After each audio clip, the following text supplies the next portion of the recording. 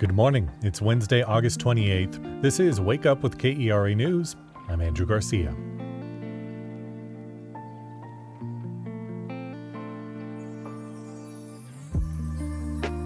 Temperatures will be in the high 90s again today. Today also brings a slight chance of rain to the area. We'll see a 20% chance of scattered thunderstorms across North Texas. Let's get into today's news. The University of Texas Board of Regents updated its free speech policies this week. Now, UT institutions cannot comment on political matters unrelated to their operations. The decision follows the Chicago Statement, the system adopted in 2022, to establish institutional neutrality. The policy does not extend to individual faculty, staff, or students. A delay in the response to a call for repairs from a Dallas-owned homeless shelter is drawing disappointment from the city council. Family Gateway reported roof leaks and water damage, but the city didn't respond for weeks.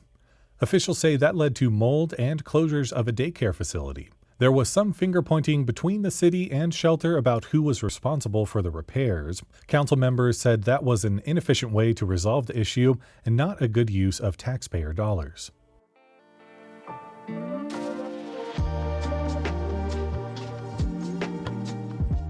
It was an accomplishment big as Texas by a team from the tiny town of Boerne. They almost pulled off becoming the world's greatest Little League team. On Monday afternoon, the team was welcomed home by a town that loved them so much they threw them a parade. Texas Public Radio's Jack Morgan was there. Let's get a hell yeah, Boerne! A big chunk of Boerne showed up under a heavy rain to welcome the boys of summer home from their trip out east. At least 3,500 crowded around the gazebo in scenic Main Plaza. I want to take a moment to thank each and every one of you for being here today to show your support. It was rain or shine, baby. The Boerne All-Stars had just arrived less than 2 hours ago in San Antonio and were treated to a parade down Boerne's Main Street. Rich Sena is on the board of the Little League. But here in Boerne, there were hundreds of people at every single watch party, and everyone was having a blast. In a country where we're so divided by so many things now, this unified our town in ways that we haven't seen it unified in a long time. School board member Courtney Darter Bruce says what they accomplished isn't just wins and losses. Bigger than a sport. It's bigger what the numbers are on a scoreboard. It's just an amazing statement of who these boys are and who they represent. The Boerne team has been playing and winning for months. In fact, they hadn't lost a game all season and won their first 3 games at the tournament in Williamsport.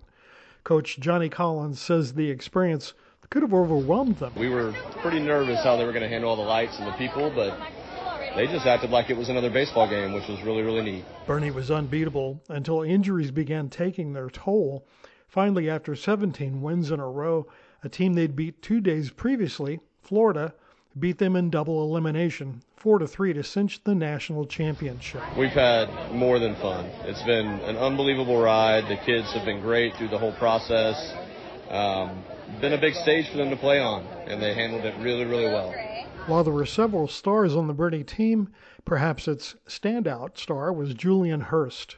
He said the experience in Williamsport was incredible. Yeah, it's a great vibe. Everyone there is just so nice, and it's lovely there. He said it was fun to get to know kids his age from all over the world, even though they were competing against one another. We were next to Japan, Mid-Atlantic, and Venezuela while there, so we were able to connect some with them. He lamented that the team injuries might have kept them from the championship, but the experience won't make him put away his bat and glove. Yeah, I plan on playing baseball for the rest of my life. Coach Collins said there were things bigger than baseball that the game of baseball was able to show them. I'm just really proud that the boys handled themselves the way they did after a really tough loss. To me, that's them staying grounded in their faith.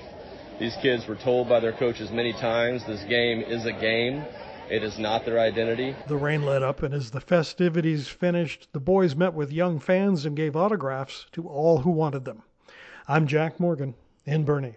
A new coffee shop in Dallas is doing more than just serving drinks and granola.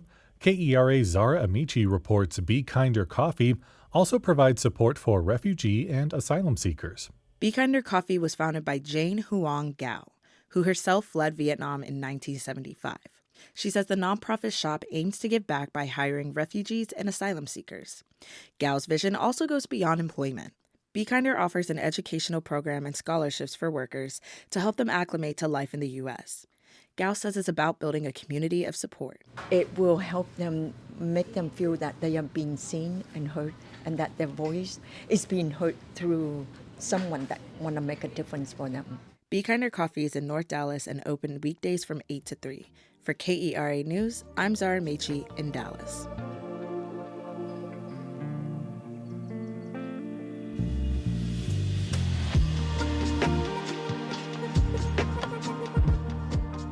With the decision to send Boeing Starliner back to Earth without its crew, many wonder what that'll mean for the company's future in spaceflight. Bill Nelson with NASA said the agency's confident Starliner will return to space, but space industry veteran Todd Harrison says Boeing isn't the same company that got the Starliner contract over a decade ago. They've dealt with safety and quality control issues in its commercial airline business, and some say Boeing should step back from spaceflight as it addresses issues in company culture.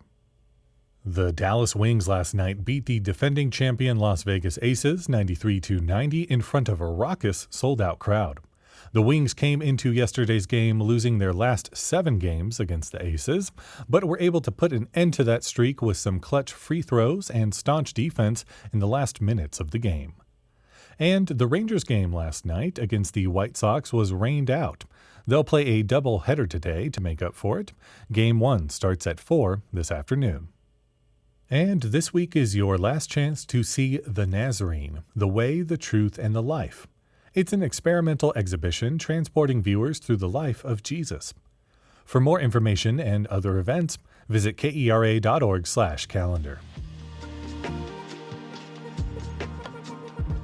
Thanks for listening to Wake Up with KERA News. I'm your host, Andrew Garcia. This show was produced and edited by Shardae White and Becca Moore. For more news in your inbox, visit kera.org/wakeup. That's where you can subscribe to the Wake Up with KERA News newsletter and get more news and good morning vibes from our colleague Catherine Hobbs. Connect with us on Facebook, Instagram, and Threads at KERATX.